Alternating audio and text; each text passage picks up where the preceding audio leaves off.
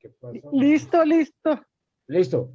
Damos inicio a la sesión 66 de la Escuela Germán Rojas Niño con la participación de la compañera Angélica Cruz, licenciada en Ciencias Sociales e historiadora. El tema de hoy es Batallón América, una construcción andina. Angélica, le damos la bienvenida y queda usted con la palabra.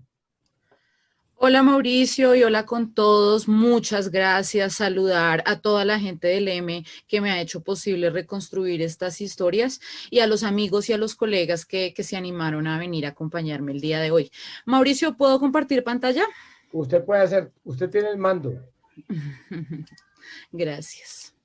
Les pregunto si las diapositivas están pasando. Sí, están pasando. ¿Sí? Listo, súper. Entonces arrancamos. Bueno, como Mauricio les contó, estos años me he venido dedicando a reconstruir algunas tareas en torno a la historia y muchas de ellas han tenido que ver con el tema M19.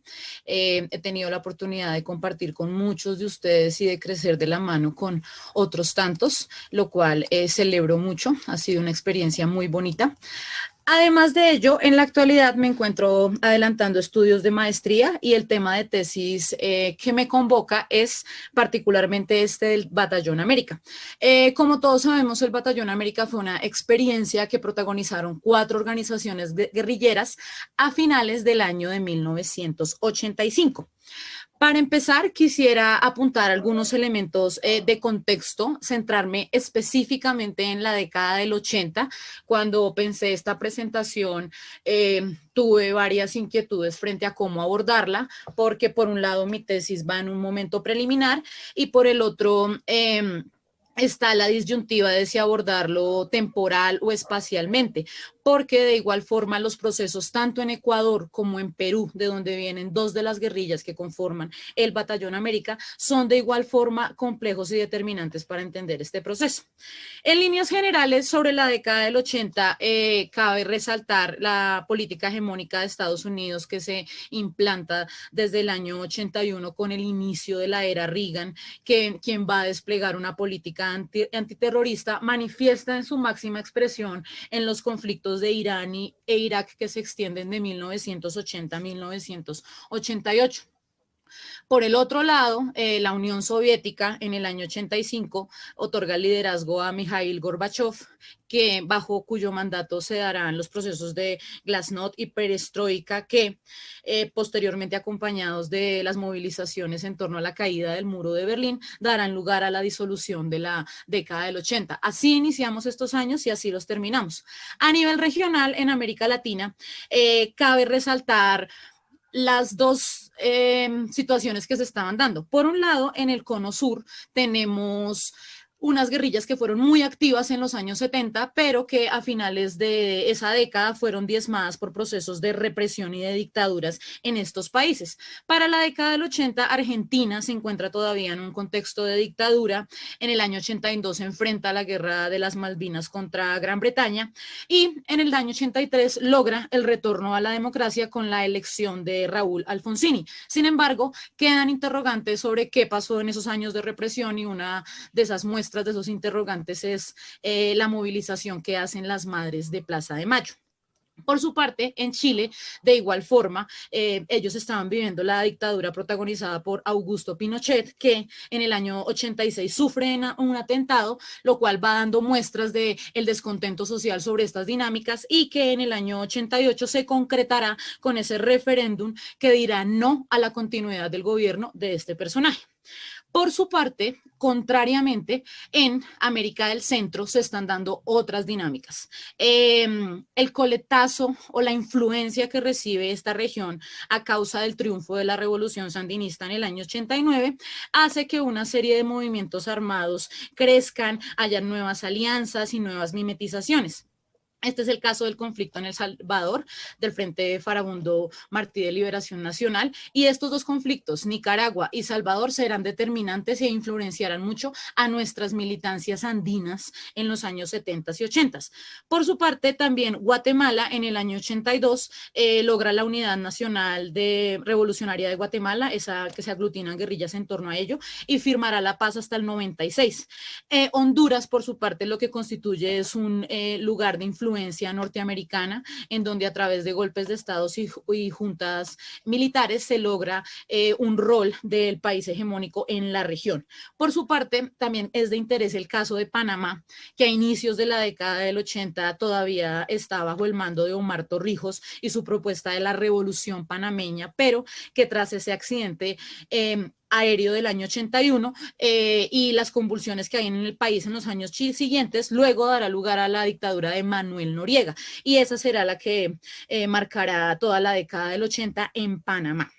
Esto a nivel de nuestro contexto regional. Resaltar que para entender estas propuestas unitarias que se dan tanto a nivel nacional como a nivel regional de América Latina, tiene mucho que ver este tema de las influencias de ciertos líderes o de ciertas gestas que se han acumulado en la denuncia o en la postura filosófica y política que se ha creado en la región. De ahí tenemos líderes que van desde lo colonial, como Tupac Amaru, Tupac Katari, el mismo Quintín Lame, que serán además nombres que luego traerán estas organizaciones armadas, pero también líderes que en el siglo XX dieron y protagonizaron procesos de liberación nacional, de luchas por la liberación nacional, como es el caso de la Revolución Sandinista, de la propuesta progresista de Allende, con su Unión Popular, de la Revolución Cubana, del gobierno de Torrijos, del gobierno de Sandino en los 30, pero de igual forma también las relaciones e intercambios que se dan con otras experiencias en el mundo. Cabe resaltar la participación y la propuesta del Che en torno a construir 1, 2, 3 Vietnams en la región, y que ello lo hizo manifiesto con sus viajes y su participación en el Congo y en Argelia. De la misma manera, el Che, que se hace relaciones con África, con estas experiencias, también hubo una importante relación con la Libia de Muammar Gaddafi en los años 80, relaciones que se tejieron en torno a Cuba, Panamá y Nicaragua, dieron lugar a que en los años 80 varios grupos de militantes latinoamericanos viajaran a conocer la Libia de Muammar Gaddafi para recibir allí instrucción militar, ciertos recursos, pero sobre todo lo que se rescata de esto son los relacionamientos, las redes de apoyos y los intercambios que se dieron entre organizaciones latinoamericanas que luego darán lugar a experiencias como esta del Batallón América. Antes de iniciar, contarles que el Batallón América no es la única ni la primera experiencia unitaria que existió en América Latina ni en Colombia. Sobre el caso latinoamericano cabe resaltar el de la Junta Coordinadora Revolucionaria, que existió entre el año 74 y el año 76 en el Cono Sur y que estaba constituida por el Partido Revolucionario de los Trabajadores, Ejército del Pueblo de Argentina, por el Movimiento de Liberación Nacional Tupamaros del Uruguay, por el Movimiento de Izquierda Revolucionaria de Chile y por el Ejército de Liberación Nacional Boliviano. Esta primera experiencia es quizá pionera en América Latina en lograr convocar y aglutinar varias organizaciones insurgentes de varios países en torno a tareas comunes. Sin embargo, los procesos de represión y dictadura en el Cono Sur truncaron este proceso. En el caso de Colombia, además, nosotros también tenemos experiencias propias unitarias, como lo es el caso de la Trilateral Guerrillera del año 84, que es constituida por el Partido Revolucionario de los Trabajadores, PRT, el ELN y el MIR Patria Libre.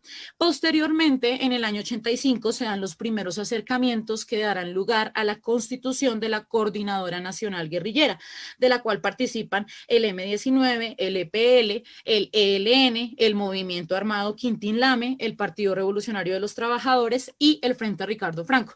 Recordemos que el Frente Ricardo Franco participa hasta los hechos de Tacuello, cuando es expulsado por el M-19 y por el resto de organizaciones de la coordinadora. Además, es esta razón de que el Frente Ricardo Franco participe en la Coordinadora Nacional Guerrillera lo que hace que las FARC no sea incluida en esta experiencia unitaria. Años después, ya sin el Franco, en el año 87, se dará la posibilidad de una nueva iniciativa que será la Coordinadora Guerrillera Simón Bolívar, que existió del año 87 al 90 y que nuevamente tuvo por participantes al M-19, al ELN, al EPL, al Movimiento Armado Quintín Lame, al PRT y esta vez sí a las FARC. Recordemos que también en sus reuniones destacaba la presencia de una mujer en estos altos mandos, que era Vera Grave, un tema muy interesante. Listo, para continuar y entrar propiamente a los años 80. Cuando organizé esta exposición, sí siento que quedó, insisto, la deuda con el proceso particular peruano y con el proceso ecuatoriano, pero quisiera sobre todo tratar de aglutinar algunos elementos de contexto que puedan llevar a entender por qué el M-19 convoca esta iniciativa del Batallón América, cuál era su estrategia político-militar para la época, su posición, sus alcances, sus limitaciones, para entender por qué hacia finales del año 85 se lanzan en esta empresa, pese al contexto tan hostil del momento. En primer lugar, resaltar que aunque el M-19 siempre se ha destacado y se le ha dado un lugar por su audacia en acciones, por sus singularidades ideológicas en cuanto a propuestas diferentes, también hay que resaltar que el M-19, sobre todo a principios de los 80, fue una guerrilla militarmente muy fuerte. Mientras se estaba dando la toma de la Embajada de República Dominicana, que ocurrió entre febrero y abril del año 80, de manera simultánea se está dando en el sur del país el ejercicio de la propuesta de llevar las guerrillas móviles a la construcción de frentes. De esta forma se crean las guerrillas móviles del Cauca, del Tolima, de Risaralda, de Santander, de Antioquia, de Magdalena Medio y de Caquetá, con miras a crear varios frentes. Pese a ello, el frente más sólido siempre fue el Frente Sur, que es el del Caquetá, y posteriormente el Frente Occidental, que será el comandado por Pizarro. En este proceso, a principios de la década del 80, para aprovisionar de armas a estos frentes, se dan las acciones del Carina y Aeropesca, que tienen que ver con eso, con equipamiento de armamento.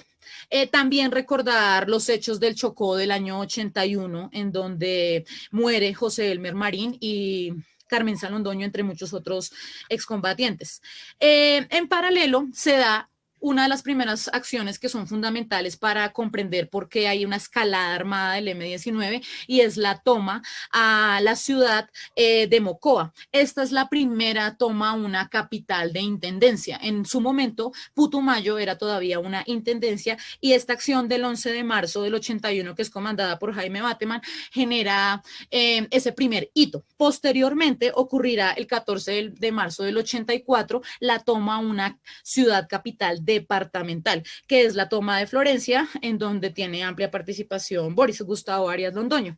En paralelo, y para resaltar estas relaciones con Ecuador, está el caso de aquellos militantes que llegan hacia el año 81 por Nariño y que están buscando unirse al Frente Sur, están liderados por Carlos Toledo Plata, por Rosenberg Pavón y por Rafael Arteaga, y más 83 hombres. Este grupo es cercado por el ejército colombiano y cruza la frontera hacia Ecuador. Allá hacen una solicitud de asilo político. Sin embargo, las Fuerzas Armadas ecuatorianas lo que hacen es entregarlos al gobierno colombiano, y ellos son juzgados en consejos de guerra en Ipiales y nunca llegan a unirse al Frente Sur.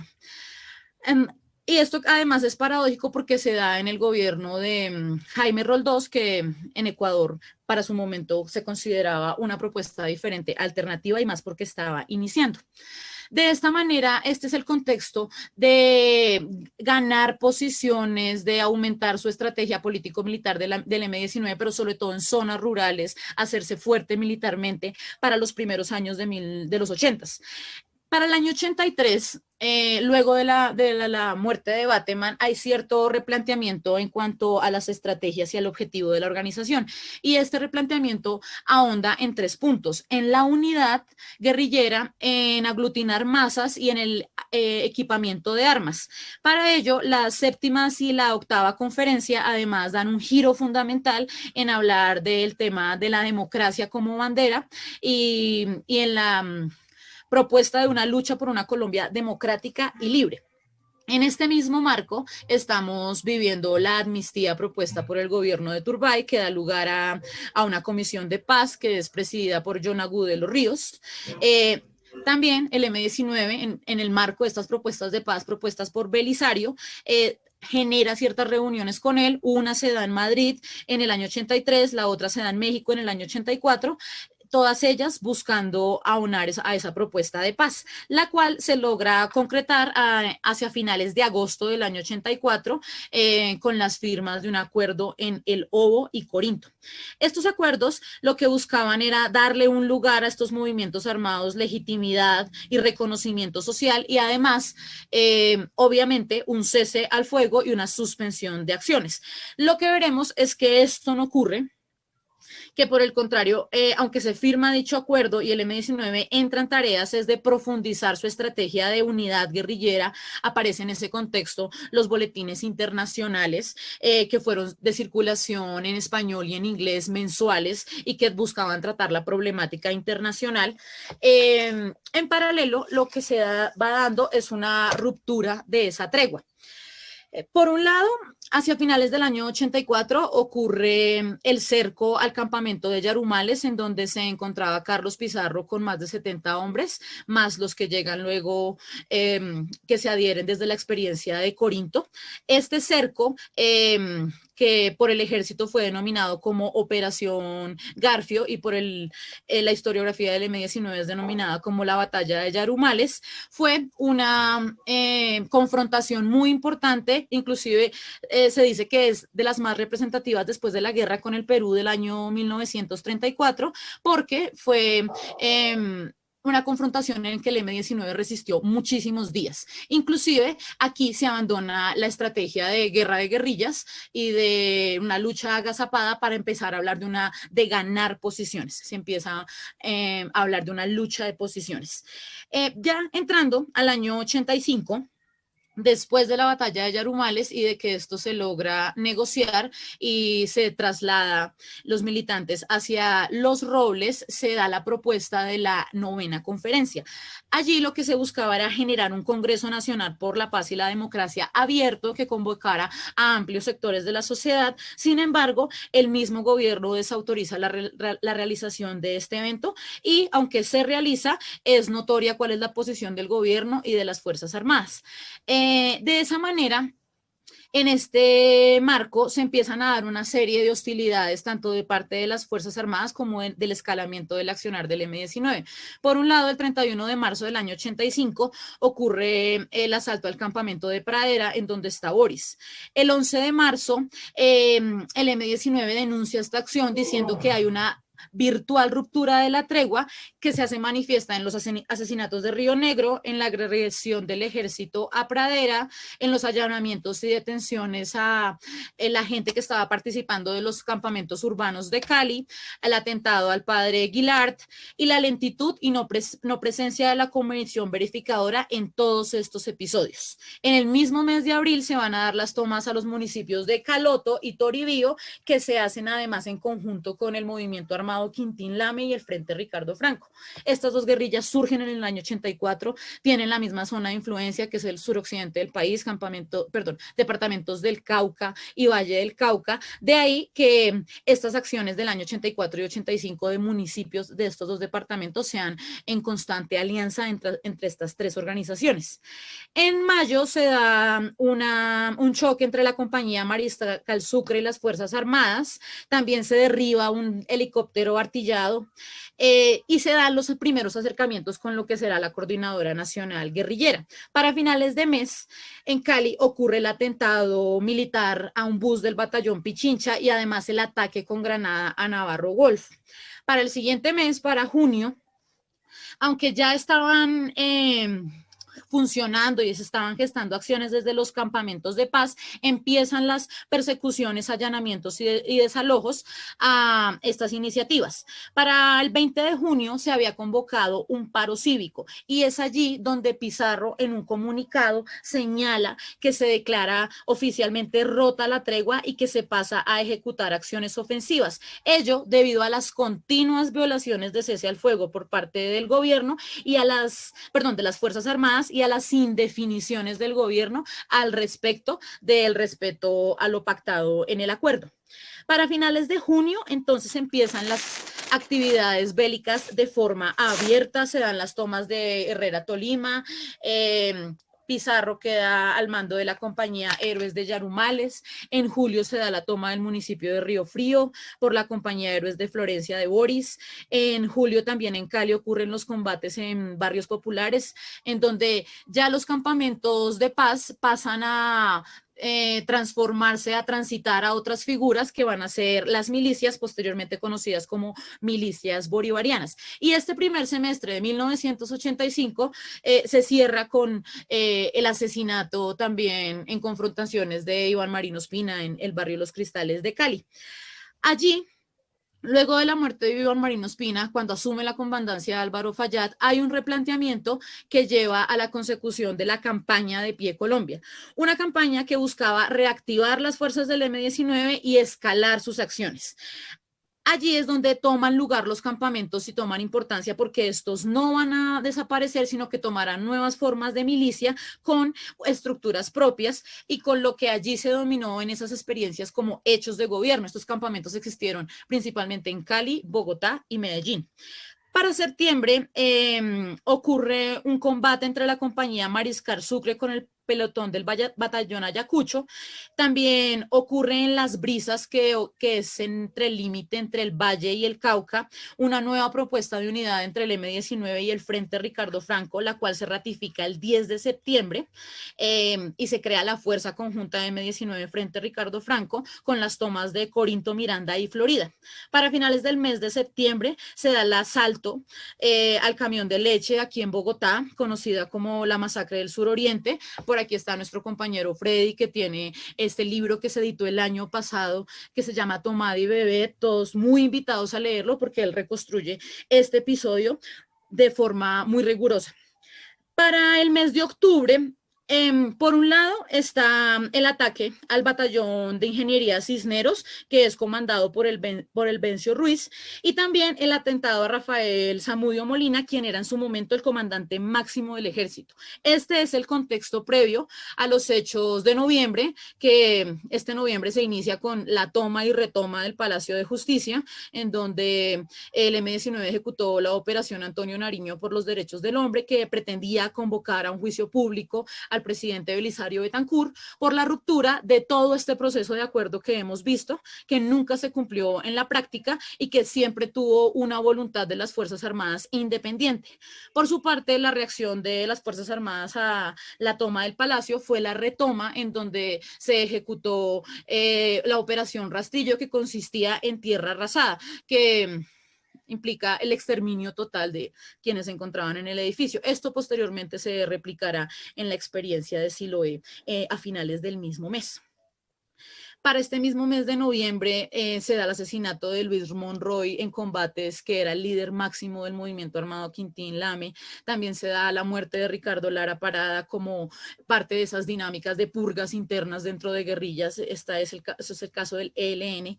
También se da el 20 de noviembre el asesinato de Oscar William Calvo. Esta organización, él era líder del EPL, también había entrado en negociaciones al mismo tiempo que el M-19. Y la muerte de Oscar William Calvo además se cruza con esa iniciativa que tenía el M-19 de crear una fuerza conjunta EPL-M-19 y que logran la toma de Urrao en noviembre 18.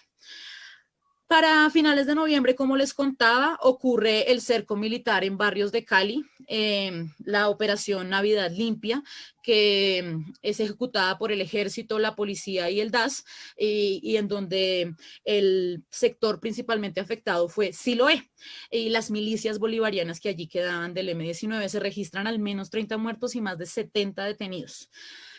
Para el mes de diciembre del año 85, la prensa empieza a comunicar que aparecen en el departamento del Cauca fosas comunes, lo cual lleva a que se publique y se dé la noticia de la masacre de Tacuello protagonizada por el Frente Ricardo Franco, en donde su comandancia a través de supuestos de infiltración, hace consejos de guerra y termina asesinando a más de 160 combatientes, diezmando por completo a esta organización. Luego que el M-19 se entera de ello, ocurre una reunión determinante que es la Asamblea de Campo América.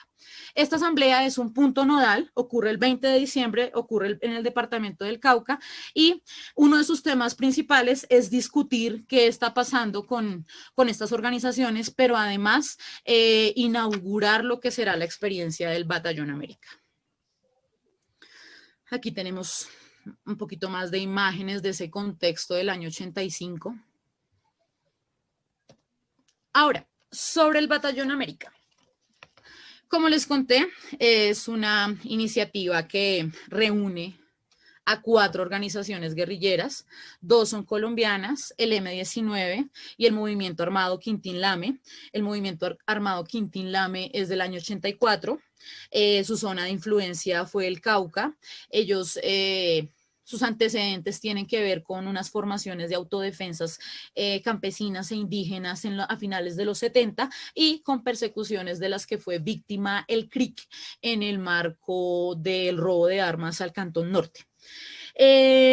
Señalar que de las 4 organizaciones que componen el Batallón América, el M-19 era la que para el momento tenía mayor trayectoria. Recordemos que se funda en el 74.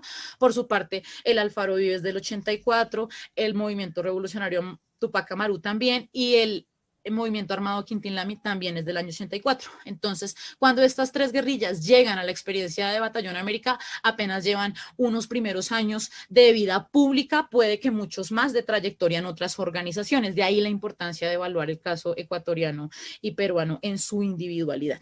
Bueno, el Batallón América surge como parte de la campaña Paso de Vencedores o para dar cumplimiento a la campaña Paso de Vencedores.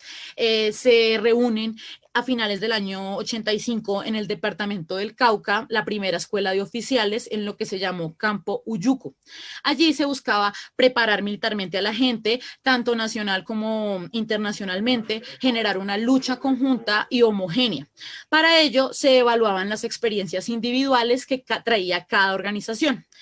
El 20 de diciembre se da la asamblea que les comento. En esta asamblea participan abiertamente el M-19, el Alfaro, el Quintín Lame y el Tupac Amaru, además de otros sectores de militantes ecuatorianos que no necesariamente se recogían en el ABC. La reunión de Campo América es la reunión inaugural del Batallón América. La propuesta era construir el germen de un ejército bolivariano y forjar una democracia continental profunda y amplia. Y aunque esta es la propuesta inicial, veremos en su trasegar que habrán organizaciones que tendrán diferencias con este planteamiento. Por su parte, el movimiento revolucionario Tupac Amaru logró situar acá en Colombia a las escuadras Juan Pablo Chanc, Diego Cristóbal Tupac Amaru y Leoncio Prada, comandadas por el capitán Francisco y por Víctor Polay, aunque no sé si ustedes me sacan de la duda y el capitán Francisco es Víctor Polay, ustedes me dirán más adelante. Por su parte, ABC trae las unidades Luis Vargas Torres y Fausto Basantes, que son comandadas por Eloy, Rodrigo, Hamed, Vascones y Segundo. El 30 de diciembre, 10 días después, se da el inicio de las operaciones del Batallón América, empezando por un tránsito a la población de Jambaló. Para ese momento eran 420 hombres, en su mayoría, por supuesto, colombianos. La segunda representación más alta era ecuatoriana y la más baja peruana. El Batallón América estuvo compuesto por las compañías Héroes de Yarumales, que comandaba Pizarro, Héroes de Florencia, que comandaba Boris, Comandante Pablo, Mariscal Antonio José de Sucre, y tenía además otras compañías de tareas especiales y de servicios. El objetivo de la campaña Paso de Vencedores era llegar a Cali y tomársela. A Cali le decían en su momento Anamilé, por una canción que estaba de moda en ese entonces.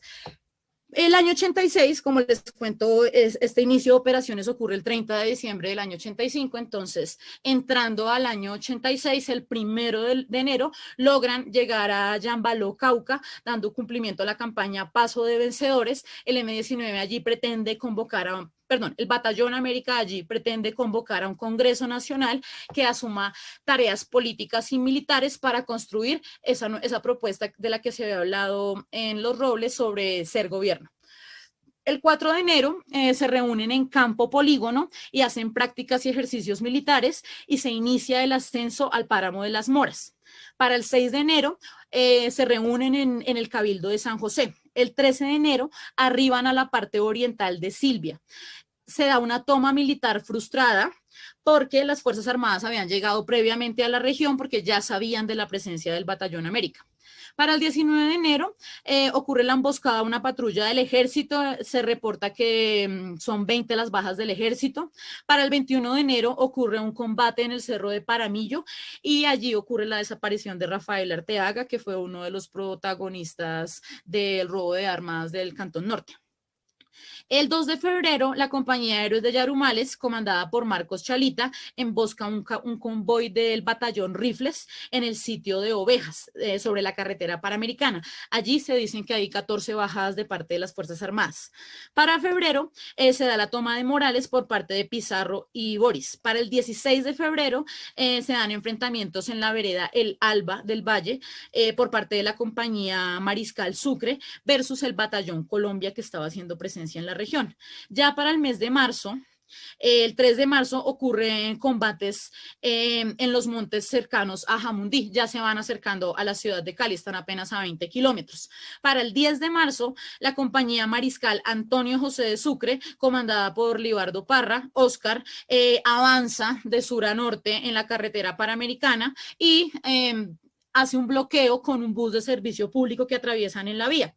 El 11 de marzo, al día siguiente, se da una destrucción del ejército, de un retén del ejército que está en la autopista Alfonso Barberena, llegando ya a la ciudad de Cali y logran inclusive llegar a los barrios de Ciudad Jardín y en cercanías de la Universidad del Valle. Este mismo mes de marzo ocurren los enfrentamientos en los barrios populares de Cali, en donde han hecho las presencias los campamentos urbanos, principalmente Olímpico, Siloé y Agua Blanca.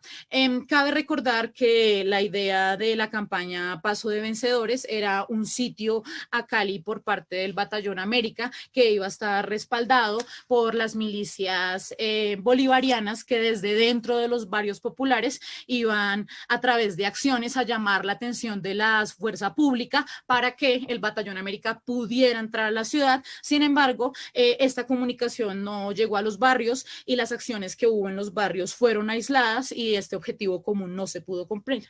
El 12 de marzo, en Villa Carmelo, ocurre un cerco al ejército y el M-19 logra hacer maniobras de contraataque que dan lugar a que el 13 de marzo ataquen a estas patrullas que los estaban esperando previamente, recuperen equipos, los desalojen de sus posiciones y el M-19 logre entrar a Cali, comandado por Pizarro. Esto ocurre en unas pocas horas. Además, cuando Pizarro llega, se entera del asesinato de Álvaro Fallada Delgado en Bogotá, lo cual genera una ruptura y un replanteamiento de lo que será esta experiencia del Batallón América. En adelante no va a ser igual de fácil encontrar referencias sobre lo que fue esta organización, porque ya aparecen en hechos muy aislados y más en acciones de homenaje o de conmemoración. Se habla de que el 7 de agosto del año 86, en el Cauca, el Batallón América ocupó Belalcázar por 20 horas y allí hizo preso a un soldado, José Ernesto Quintero, quien estuvo preso con el Batallón América hasta el 10 de noviembre. El Batallón América vuelve a hablar como Batallón América el 7 de noviembre, a un año de los hechos del Palacio de Justicia, para denunciar el secuestro, tortura y asesinato de Arturo Jarrín, líder máximo del Alfaro Vive Carajo, quien tenía una reunión con Carlos Pizarro en Panamá. Jarrín llega a Panamá, pero allí es detenido por fuerzas paramilitares y es llevado de nuevo a Quito, donde se presenta como dado de baja en combate.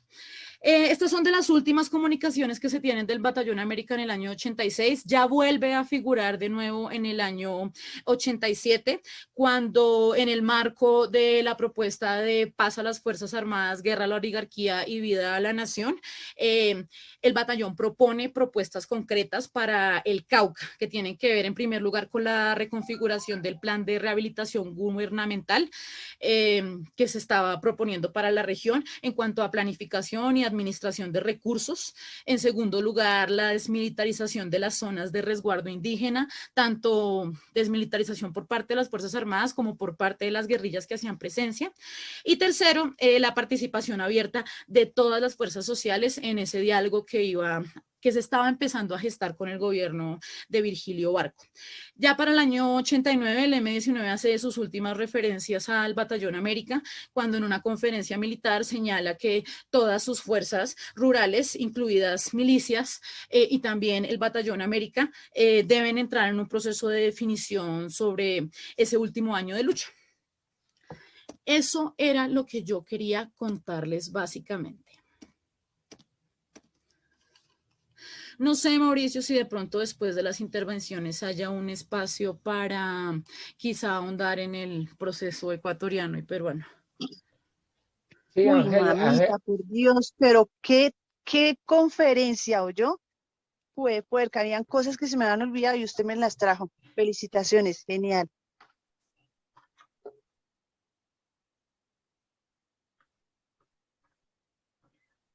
¿Aló?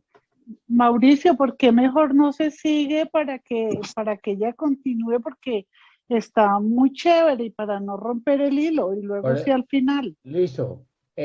Angélica, ¿usted puede seguir o abrimos el espacio de preguntas? Señor, yo no sé si antes de seguir les pueda mostrar un par de videitos. Son cosas de minutos que quisiera compartirles. Compártalo.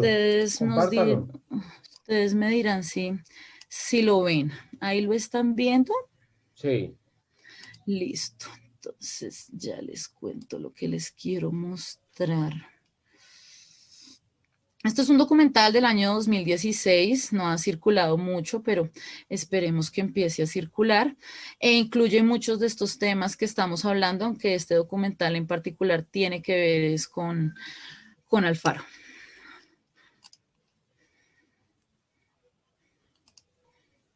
Angélica, tenés que compartir con audio. ¿En dónde conseguimos el documental? Nos dice al final, el audio no está sonando. Compartir con audio. En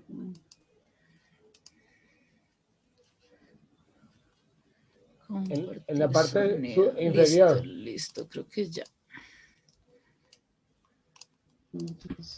Evento que tuvimos. Decía el ex fiscal de la Nación. Con capacidad logística y también con capacidad política. Vamos, que tenemos que irnos ahorita. Usted sabe que la revolución nos necesita. Pero ¿dónde vamos, compa? No importa, solamente que acomódate y vamos. Uno tiene que dejar hijo, mujer, todo. Y a salir con Ricardo. Empieza a concebirse un proyecto político conjunto a nivel latinoamericano, ¿no? Entonces se da el Batallón América. Que ya no se nombra Alfaro Vive, que el M-19, que los Tupamaros, que no, sino que todos éramos el Batallón América. Arturo me dijo, ¿te vas tú para Colombia? Hubo un grupo de gente que nos fuimos para Colombia. Estábamos alrededor siquiera como de unas 500 personas. Empiezas a caminar y dices, ya llego. Pero no llegas, pues no llegas y te va cogiendo todo el cansancio y la novatada. Subíamos en un lodazal, ¿no? Y había una chiquita, rubia, así churona, hijo de puta. Y acá se reía, ¿no? Y era la enana, ¿no? La enana. O sea, esa imagen no me voy a olvidar nunca. Nunca. Ya es un tipo sucio, ese es Urbano. Ya de lejos, ese es Urbano, así, ¿no? Con menosprecio, ¿verdad? Un entrenamiento profundamente fraterno, de un respeto a la integridad física y humana de cada uno de nosotros absoluta, de un cariño inmenso. Tenía un amor platónico cuando estaba aquí en Quito y haciendo otro tipo de operativos, de otro tipo de militancia, y cuando oh sorpresa, sube a la montaña mi amor platónico. Entonces ya, o sea, la felicidad máxima, ¿no? Ya todo lo que sufres y todas las penas ya se borran fácilmente. No hay drama. Nosotros nos levantábamos a las 5 de la mañana, trotábamos 2 horas porque teníamos que tener una consistencia física súper fuerte. Y el grueso bajaba a conversar con el pueblo. Era una organización que festejaba la vida todos los días. La nota de la guerrilla o de estar enfrentándote a la muerte todo el rato te hace valorar cada segundo de la vida también, ¿no? La gente gozaba con la guerrilla. Cualquier combate, así como se dan en guerrilla con el ejército, es un poco duro. Es duro, no es fácil contarle.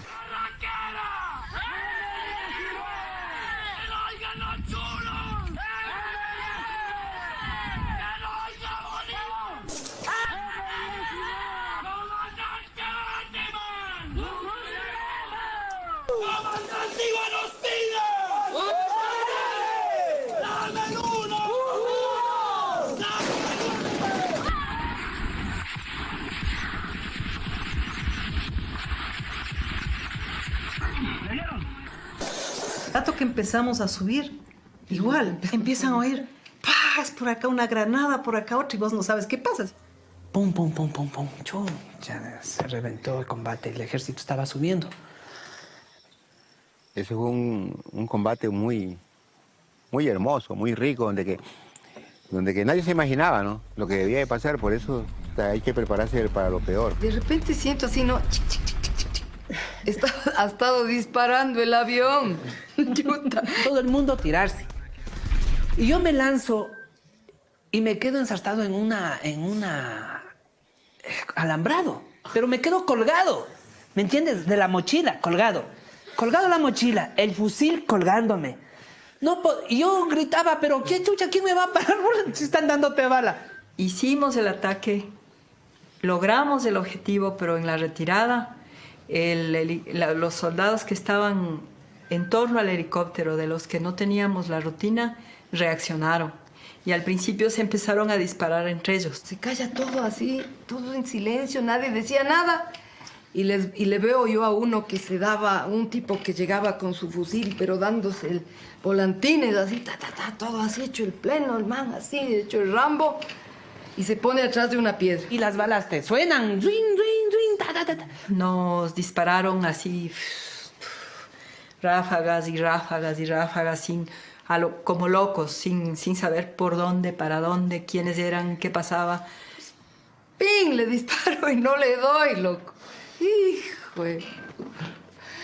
Entonces, ¿no? Los otros dos, que ya ubicaron de dónde salió el tiro, me encienden a tiros de esos tipos, ¿no? Yo cuando siento la mano se me va así, pero no me imaginé nada, no me miré. Cuando veo que todo esto estaba así, ¿ves? Todo esto estaba descarñado. Ya, lo que hice, me tiré al piso, me revolqué. Pues iba retrocediendo y habían puros arbolitos chiquitos, ¿no? Entonces se queda el árbol, me quedo con un arbolito entre las piernas hacia atrás. No sé cómo a la final logré salir, ¿no? Salir y, o sea, como de película fue esa huevada. Solo oí así, ¡boom! Fue bastante grave para el compañero que quedó vivo y que quedó sano, porque él nos tuvo que sacar a todos en una cosa así brutal, ¿no? Entonces ya me bajo un poquito más, me saco la bota y un chorro de sangre. Compa, me dice así. Yo miro a verlo porque ni sabía que él estaba ahí botado en ese... Me dice así, compa, mátame. Y yo cuando le miro, pues estaba cortado las dos piernas.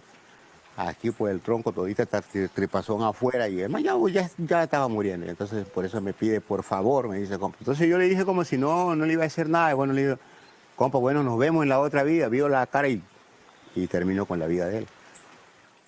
Ellos eran una escuadra, eran 10.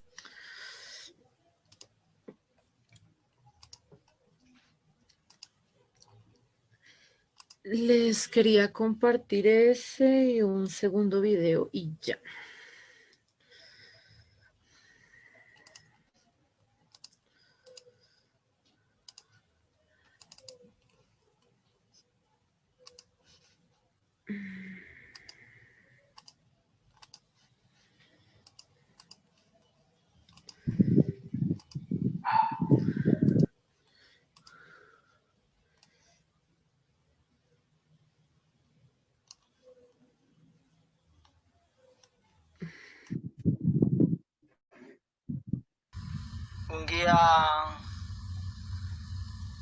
para poder, sí, aglutinar fuerzas por parte de los sectores oprimidos y hacer una América libre. Nosotros no queremos ser hombres de la revolución que cumplen años siendo guerrilleros. Nosotros queremos realmente acabar con esa práctica de la guerrilla. ¿Se han dado un plazo? Sí, el plazo es la capacidad que tengamos de convocar a las masas para que asuman su conducta de ser gobierno. Es parte de la propuesta. ¿Le ven 2, 3, 4, 5 años? De pronto más, de pronto menos. Por ahí vamos.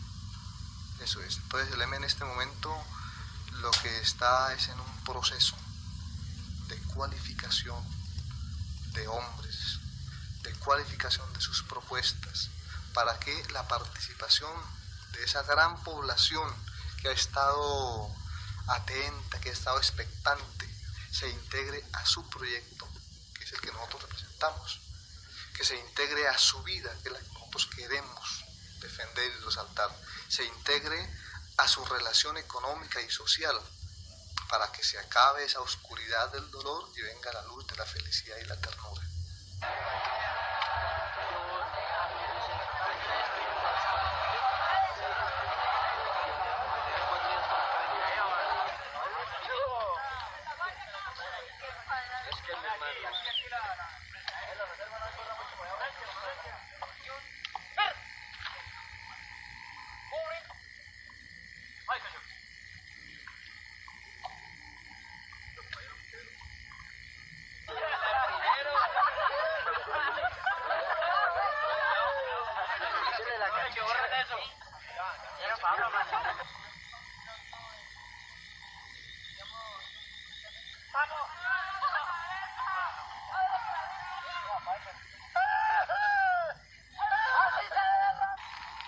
Primero, Batallón América rinde honores al pabellón nacional e interpreta las notas del himno de Colombia. ¡Ahí! ¡Bien! ¡Ahí! Gran parte, comandante.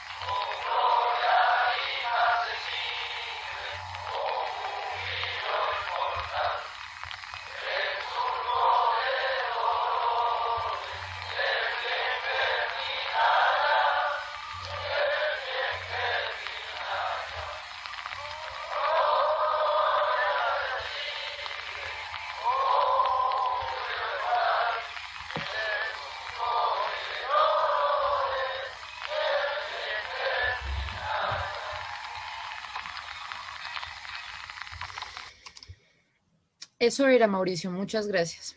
Gracias, Angélica. Angélica, venga, ¿será que momentico, podrías Daniel, regalarnos el nombre del primer documental? Daniel, un momentico, Daniel. Siguiendo en el orden, me parece importante escuchar a Amílcar Trujillo. Amílcar. Bueno, mientras que Amílcar se conecta, que él perteneció de Perú al Batallón América, sería bueno escucharlo. Entonces abrimos las preguntas. Compañero, quiero ser claro, preguntas concretas. No vamos a hacer comentarios, no preguntas concretas sobre el tema Batallón América, una construcción andina. Jairo tiene la pregunta, tiene la palabra.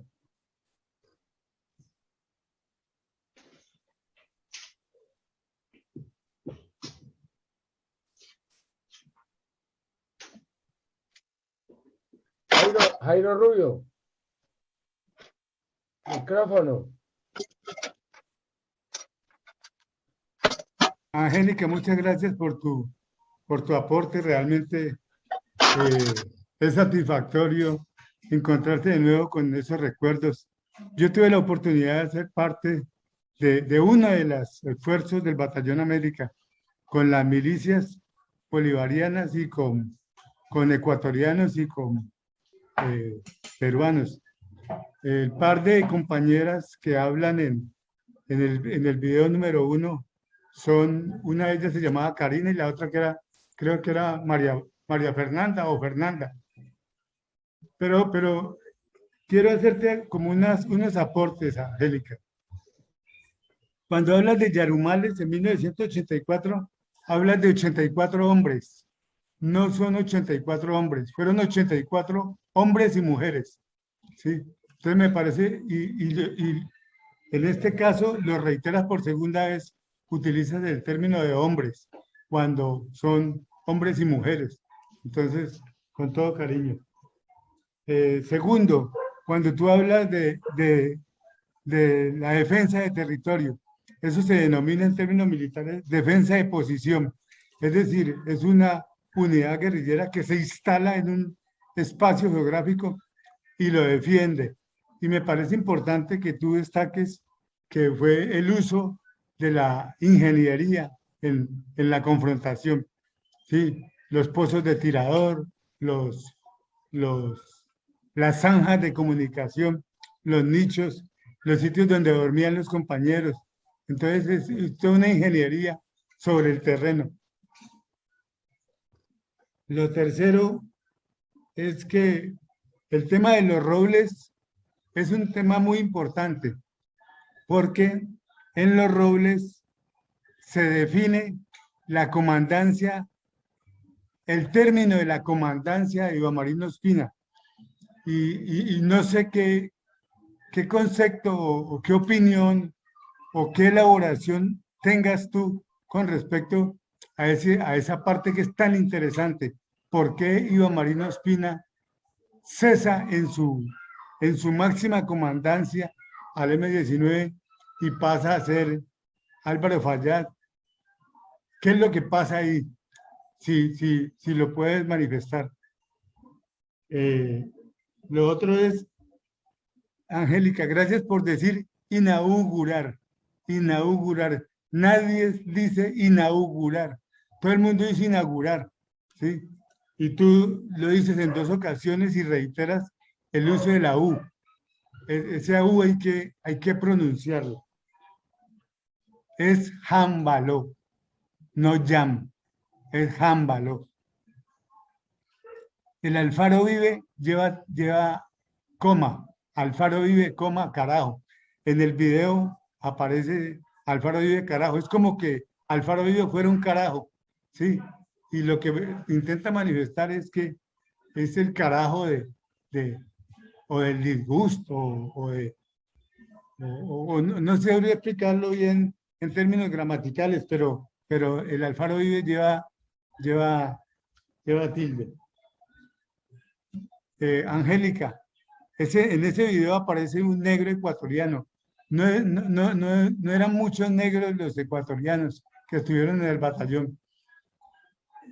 En homenaje, el 14 de marzo, que el día siguiente de la muerte de Álvaro Fallat en Bogotá, el Batallón América, en el área en que estábamos, en que yo estaba, hace una formación para hacerle un homenaje al comandante caído.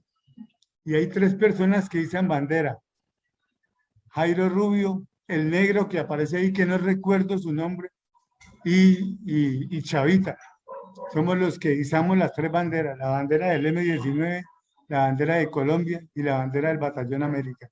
Entonces, me gustaría, si es posible, pues, pero ahí conocí a las 2 compañeras ecuatorianas y al negro que aparece. Eso era lo que quería decir. Muchas gracias. Gracias, Jairo. ¿Quién más quiere? ¿Almílcar ya se conectó? ¿Almílcar? Bueno, ¿quién quiere hacer una pregunta?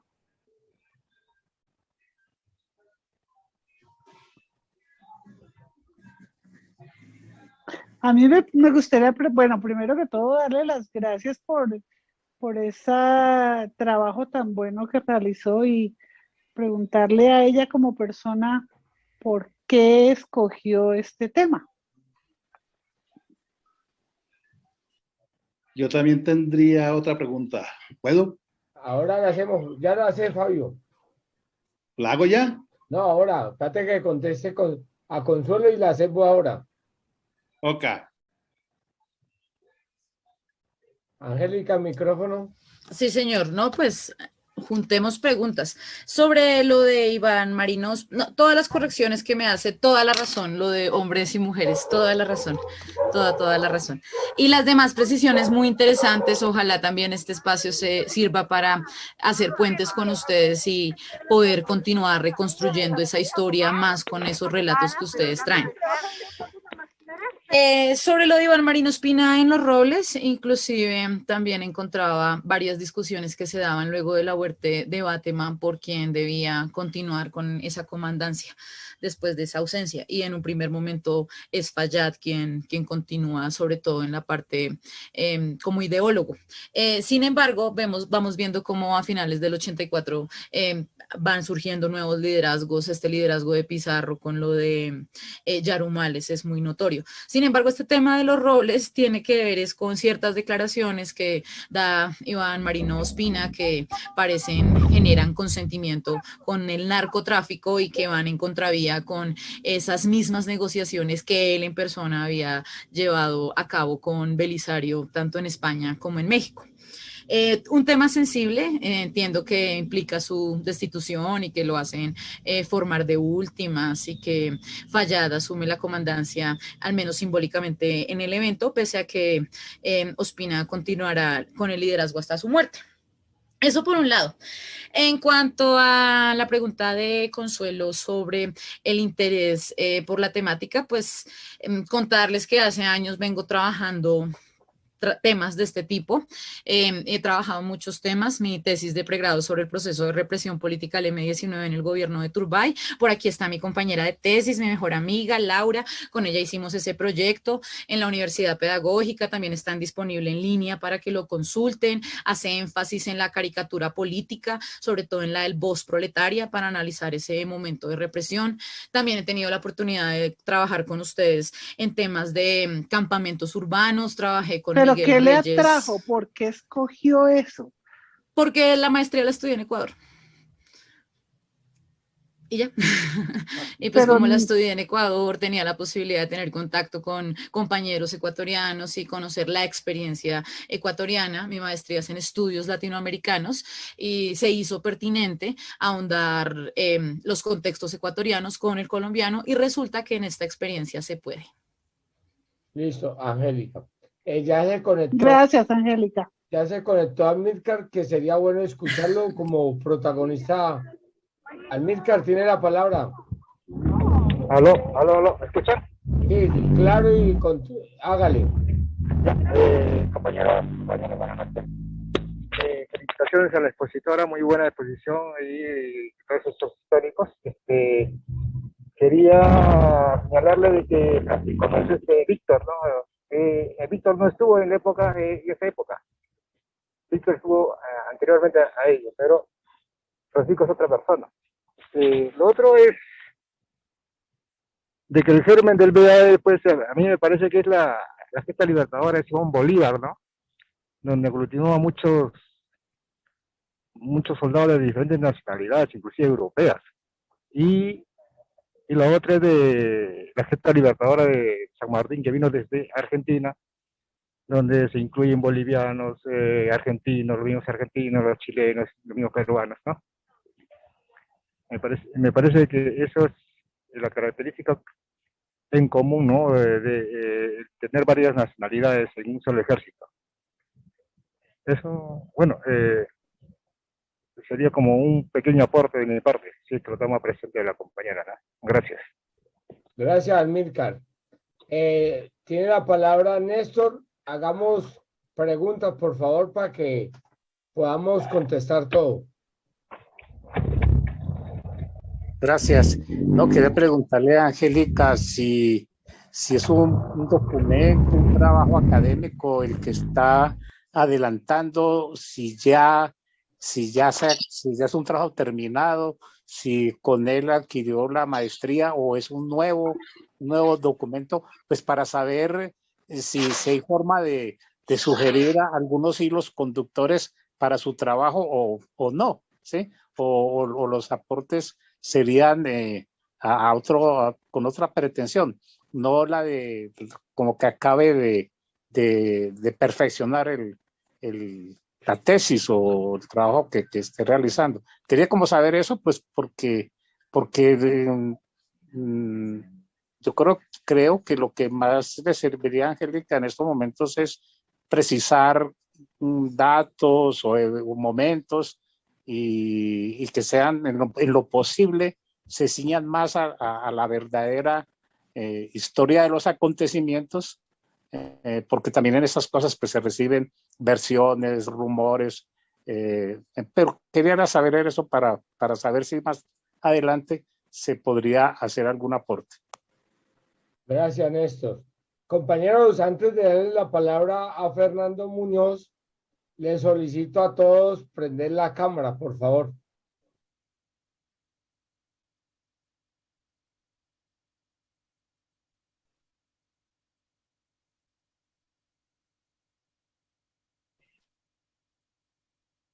Por favor. Eso, prendamos las cámaras para vernos.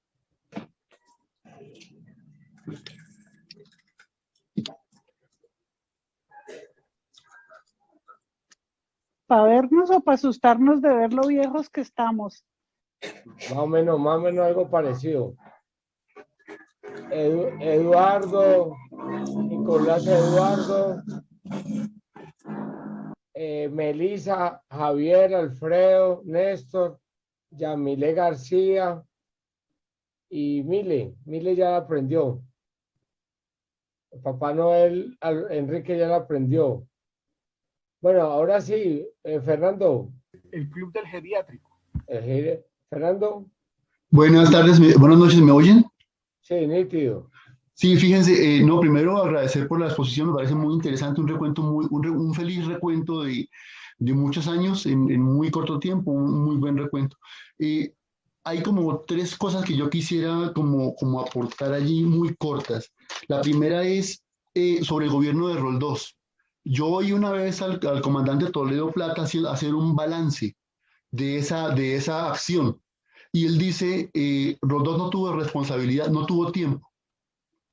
Es decir, el presidente Roldós, cuando se entera de la captura de los combatientes del EME en la frontera con Colombia, la CIA incide fuertemente, el Comando Sur incide fuertemente en el gobierno ecuatoriano y genera la devolución de los combatientes antes de que el gobierno en Quito pudiera actuar.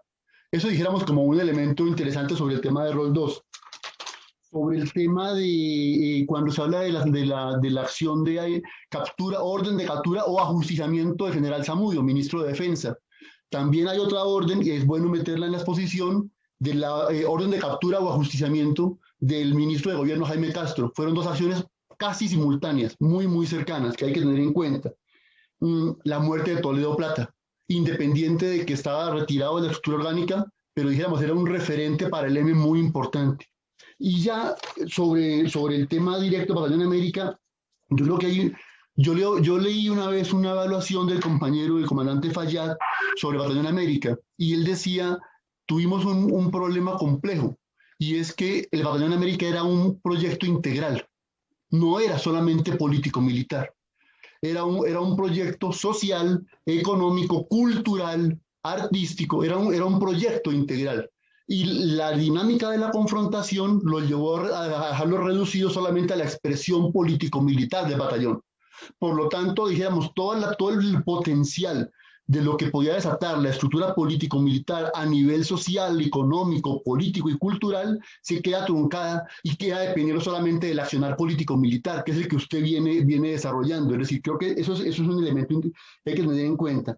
Y el otro, son dos elementos, que fuera de las tres organizaciones, de las cuatro organizaciones del EME y del Quintín Lame, el Alfaro Uribe y los compañeros del MRTA, ahí hay una gran cantidad de combatientes de venezolanos, panameños, nicaragüenses, venezolanos. Hay varios que mueren en Venezuela en el esfuerzo del Batallón América. Es decir, que no son organizaciones, sino que son incluso europeos ¿sí? Que están en ese esfuerzo Batallón América, que hay que tener en cuenta, dijéramos, fuera de las estructuras orgánicas, de las 4 orgánicas que usted nombra, hay una cantidad de combatientes, hombres y mujeres, una cantidad de unidades de diferentes partes que participan de ese proyecto. Y la última es que hay un antecedente fuera del que compañero decía hace un momento sobre Bolívar y San Martín, en esa línea, dijéramos, de liberación continental, de lucha por patria grande, y es que hay, cuando se da la guerra de los 1000 días en Colombia, hay lo que había lo que se llamaba una internacional liberal radical. Cuando mi general Rafael Uribe combatía en Colombia en la guerra de los 1000 días, tenía el apoyo del gobierno ecuatoriano, que era un gobierno liberal radical, donde estaba Eloy Alfaro, y tenía el gobierno de Isaías Medina Angarita de Venezuela. Se hablaba de una internacional liberal radical, y eso es un elemento de inspiración también, lo decía el compañero Fallada en esa evaluación, sobre los antecedentes y los elementos que se tomaban en cuenta para el diseño de la propuesta Batallón América. Era eso, compañera. Muchas gracias, felicitaciones, de verdad, muy buena exposición.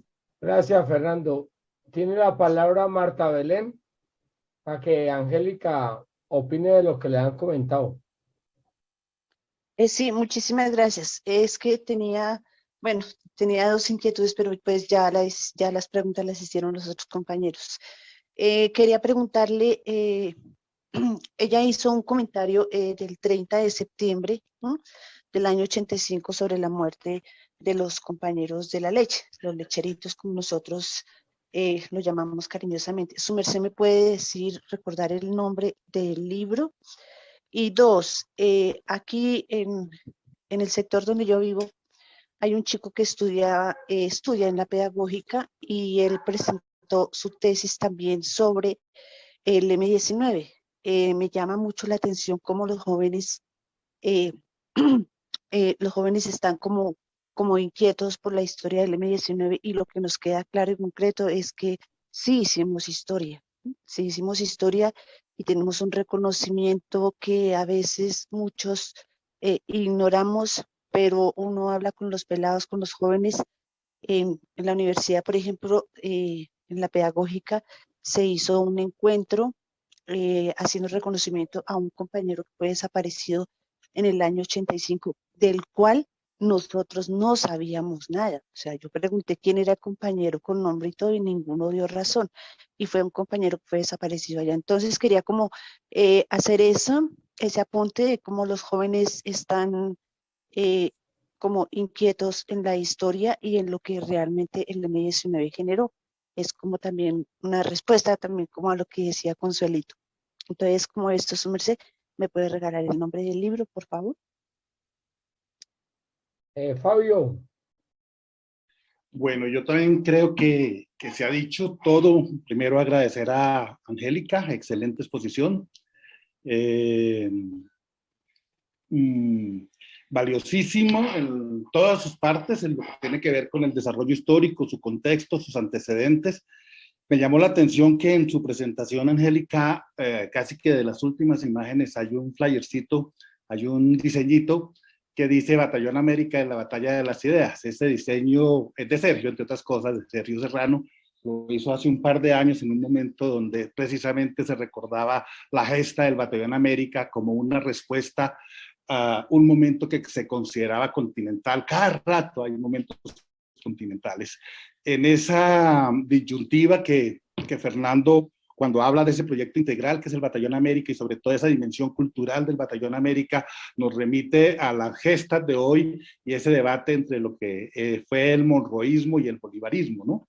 Entre esos dos proyectos.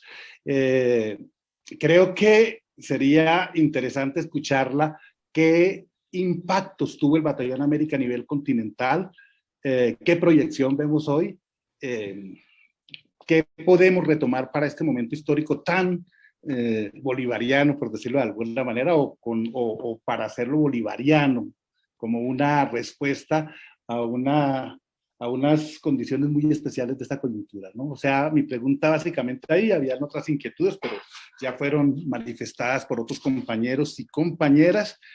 Eso, dejo ahí la proyección. Gracias, Angélica. Muchas gracias a todos. En primer lugar, para Néstor García, sí contarle que Hasta ahora estoy iniciando el proceso de escritura de la tesis, entonces todavía estoy presta para escuchar todos los comentarios de ustedes. Es más, por eso quería aprovechar este espacio para que ustedes me ayuden a hacer la tarea, por supuesto. Muy invitados y muy agradecida con quien pueda hacer contacto para hacer esta tarea, sobre todo con fuente primaria y acercándome a entrevistas. Entonces, sí, señor.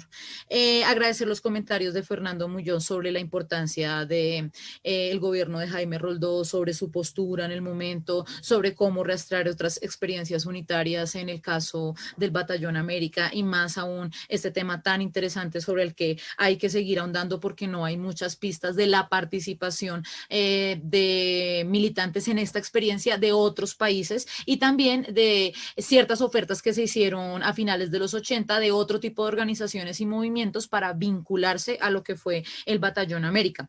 Para Marta Belén, contarle que este es el libro, por ahí estaba el autor, no sé qué se haría, se llama Tomada y Bebet y el autor es Alejandro Cabezas Guerrero, por ahí estaba el autor, no creo que sea muy difícil de conseguir el libro. Este es el de la masacre del 30 de septiembre del 85 en el oriente de Bogotá. Para Fabio Cortés, sí, de agradecerle mucho porque sus redes sociales me ayudaron a montar esta presentación, hay muy buen material ahí, agradecerle. También el blog de Oiga Hermano tiene muy buena información al respecto, la tarea sigue pendiente de seguir aglutinando estos documentos, que podamos tener todos acceso a ello, que ese acceso sea fácil. Entonces, chévere saber la autoría de esa imagen, porque si no, no tenía la fuente.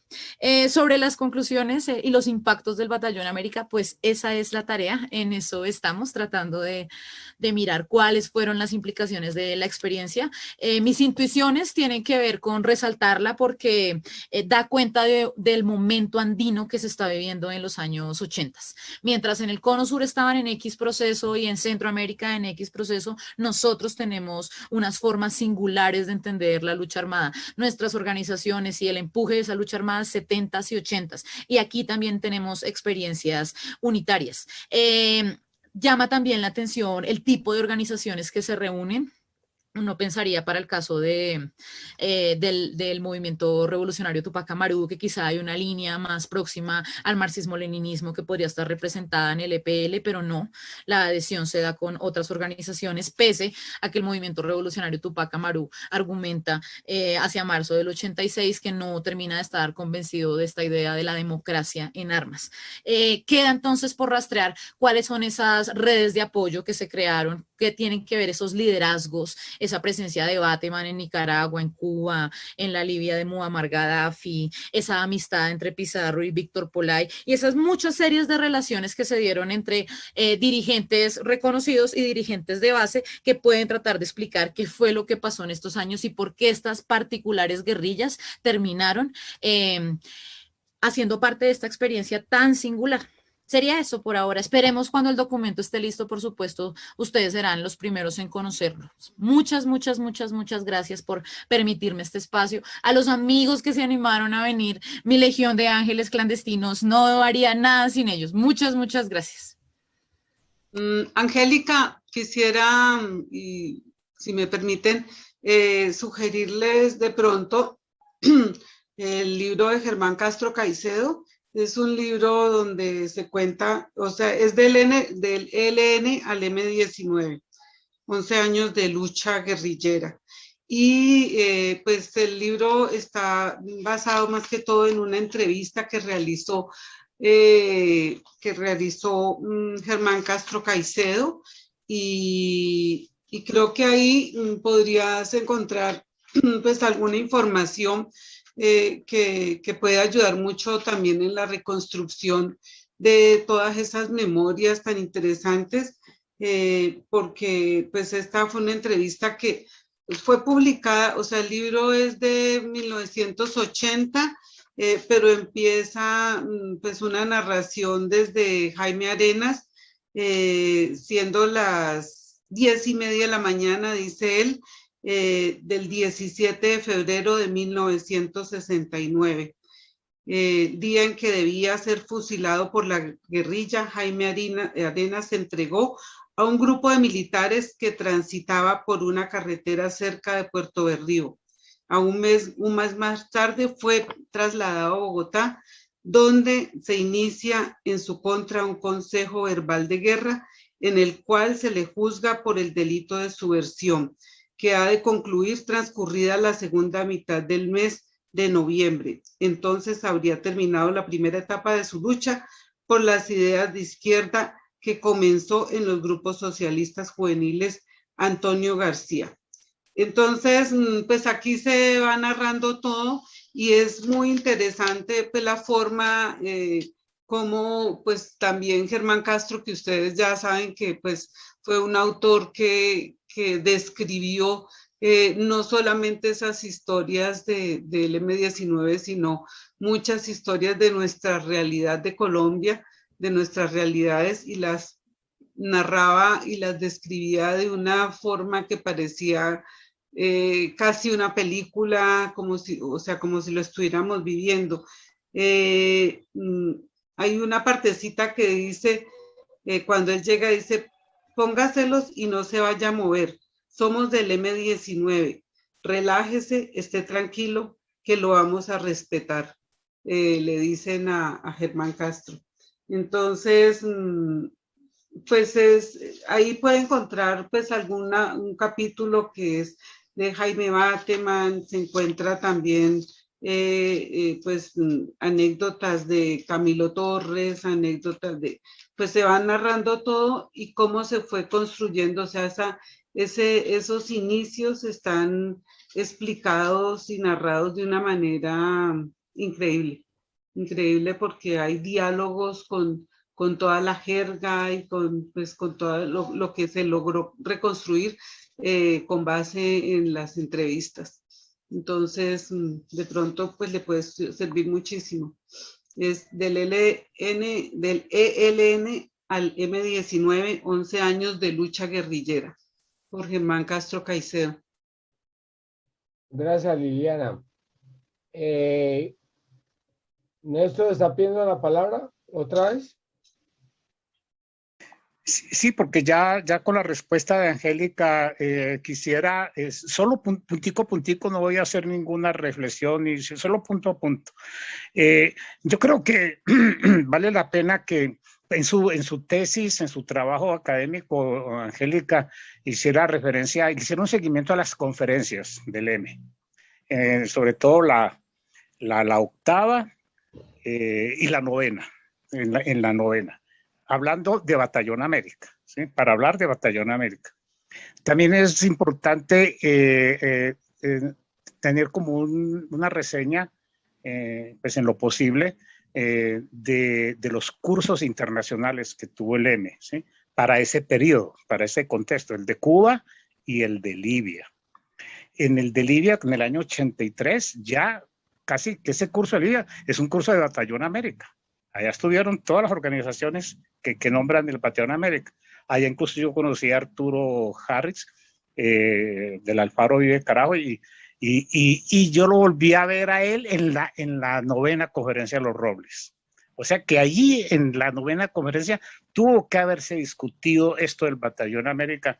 No, pues no soy testigo de excepción porque pues tendría uno que ser del comando superior para decir qué era lo que se está discutiendo y qué fue lo que se acordó. Pero es bueno entonces los cursos internacionales del M que se hicieron colectivamente, tanto el de Cuba y el de Libia, que fue simultáneo en el año 83. Mientras uno estaban haciendo el de Cuba, otros estaban haciendo el de Libia, que ahí participaron todas estas organizaciones internacionales. Incluso en el de Libia, no sé, pero ahí participó una organización panameña, ¿sí? Organización guerrillera. No sé qué pasó con ella, no se volvió a hablar nunca, ni pasó nada, no sé qué sería. Era muy de Torrijos, ¿no? Eran muy de Torrijos. Hacer como ese seguimiento y daticos, ¿no? Daticos que no sé, por lo que a mí me consta, pues para la época de este periodo del Batallón América, pues después de la novena conferencia, inconsultamente a mí me meten a las fuerzas especiales, ¿sí? Fallá quería que yo hiciera ese curso de Comanche y todas esas cosas, y yo siempre fui muy renuente, ¿no? Yo fui muy renuente a eso de Entonces yo como que le sacaba el cuerpo y él me metía hasta que me metió a las fuerzas especiales, y entonces por eso pues me entero de estas cositas como las del batallón Cisneros. Entonces las fuerzas especiales dependían directamente del comandante general, que era Fayad. No dependían ni del comando superior, no, eran del comandante general. Y por lo menos en el teatro de operaciones, entonces Angélica, el comandante del operativo del batallón Cisneros, no, para mí, ¿sí? No es tanto el Besio, compañero el Besio, sino la compañera Amaranta, ¿sí? Ella es la comandante de ese operativo, ¿sí? Al menos que tenga usted, Angélica, otros datos, como es una tesis, entonces simplemente pues para precisarlo, porque cuando esto ya sea público, que no va a hacer que alguien diga, oiga, no, eso no es así, eso es así, entonces mejor desde antes prever para que salga lo más ceñida a los acontecimientos, ¿no? A la realidad de lo que aconteció. Me llama mucho la atención la reflexión que hace Fernando, de lo que el balance que hizo Fayad sobre el Batallón América. Sería bueno saber dónde, si existe ese documento, es una entrevista, una grabación, ¿qué es? Yo no se la escuché, no se la pude escuchar a Fayad, porque entonces ahí hay implícito una concepción de Estado, ¿sí? O sea que según lo que dice Fernando, y lo dijo Fayad, entonces los tres componentes para que haya un Estado son territorio, ejército, pues fuerzas armadas y pueblo. Y entonces, como también usted, Angélica, es una referencia, no sé si porque la resumió o la tiene solo así enunciada, a la cuestión de la guerrilla de movimientos o a la guerrilla de posición y de fijación al territorio. El Batallón América está más tendiente a una concepción de la guerrilla de maniobra y control de territorio, a superar la vieja versión de la guerrilla, que es la que se mueve y se mueve por siempre y nunca tiene un sitio fijo. Aquí había un cuartel general que era Cauca, ¿sí? Y esa fue una discusión que se dio en la 9ª conferencia. Ahí se dieron esas dos concepciones, ¿sí? Los que estaban porque todos nos concentráramos de una vez en el Cauca y ese fuera nuestro territorio, ahí estaban nuestras armas y también estaba nuestro pueblo. O sea que eso es ya una cuestión de Estado. Y de pronto Falla ya estaba, tal vez por eso también la propuesta de ser gobierno, pues porque es un Estado que gobierna y que se mete en las cuestiones de la escuela, del puesto de salud, de la acción comunal de la vereda, en todo, para gobernar en el territorio. Dejo ahí.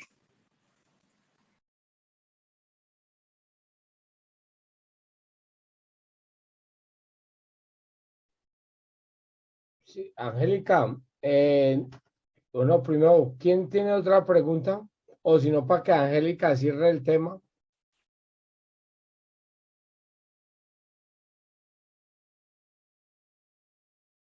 Angélica. Agradecerles, solo me queda agradecerles, tomé atenta nota de todo y de las personas que me lo dijeron, ojalá pueda hacer contacto con ustedes, agradecerle a Mauricio el espacio, sostener esta iniciativa cada sábado y nada, nos seguiremos viendo los sábados. Muchas gracias. Mauricio. Sí, Jairo. Yo quisiera hacerle un aporte a Angélica, ahorita que estamos como calientes con el tema del batallón y de manera específica el tema de Iván Marino Espina. ¿Por qué Iván Marino deja de ser el máximo comandante del M-19? Porque aparentemente a Iván Marino lo sancionan por unas declaraciones y por X. Realmente lo que pasa es lo siguiente, y lo digo porque yo durante los Robles hice parte de la estructura de seguridad de mandos, es decir, de escoltas de los comandantes. Entonces yo estaba día y noche con ellos y uno no deja de escuchar pues las conversaciones. Entonces eso me permitió estar a las espaldas de ellos y escuchar. Y tengo muy claro, y eso lo he aportado 15, 20 veces en distintos grupos, porque definitivamente Iván Marino no lo sancionan. Lo que pasa es que entre abril de 1983, si toman nota, Angélica, el de abril de 1983, que muere Batman, Iván Marino lo reemplaza y pasa a ser el máximo comandante. Hasta Los Robles. Es decir, febrero de 1985. El Comando Superior Máxima Estancia Colectiva se evalúa.